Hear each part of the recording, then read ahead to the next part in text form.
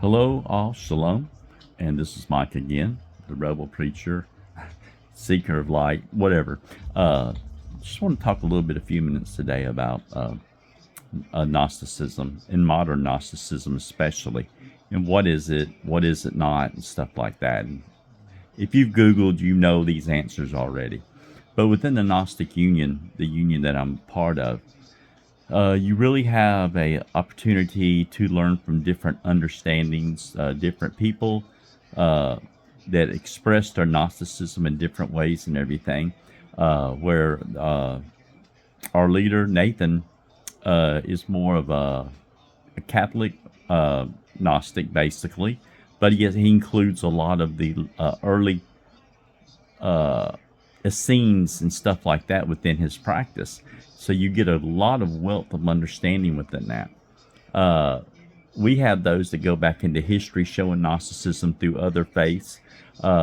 We have those that do Gnosticism for self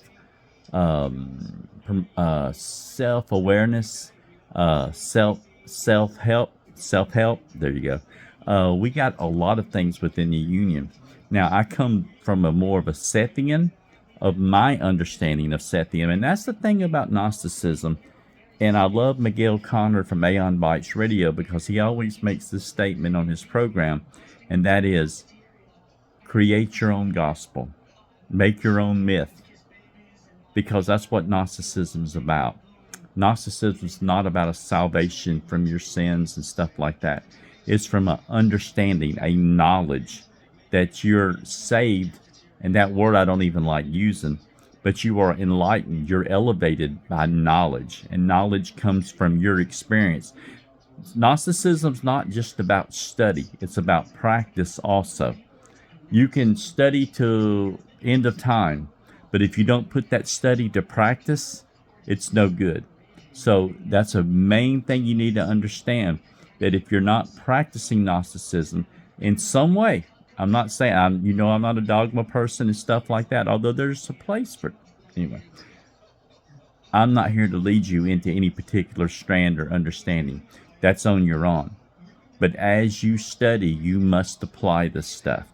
And that's, and on my channel, be getting some lot of good teachings. I really want to do a weekly talk, a weekly teaching on some things. We're going to cover this book right here. Very good for modern days. It's from Stephen Holler. It's a short book. It's not really thick, but I think it'd be very helpful for some of you that are starting off into Gnosticism and stuff like that. I think the thing is don't get hung up on what you read about these groups and sects like the Valentinian, the Cathars and all this stuff about, how they aid or whether they abstain from worldly pleasures. That's what they practice. But you have to practice what you practice. I don't care what you eat. I don't care what you do, as long as you are learning through your gnosis.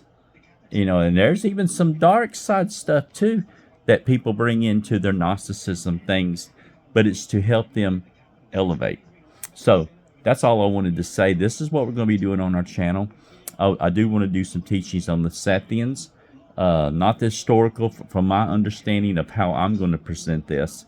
And we'll have to tie some of the historical stuff to it also. The Sethians were probably mostly Jews who were disenfranchised with the whole way Judaism existed. And they recognized and they seen things probably from Plato and these other people. They picked up on this stuff from Egypt, and they saw the things not as it should be. So we'll get into all that later on. But if you're looking for a home, if you're looking for a group, want to be a teacher, a priest, a bishop one day, the Gnostic Union is where you need. It's the place. I'm telling you, it's the place. Especially if you're in the more of the Christian Gnosticism, which was the first Christianity was Gnosticism. I highly recommend it. And Nathan would be the one that you would want to get in touch with on that. But anyway, I hope you have a great day, and I look forward to sharing with some of this stuff in the future. Thank you so much.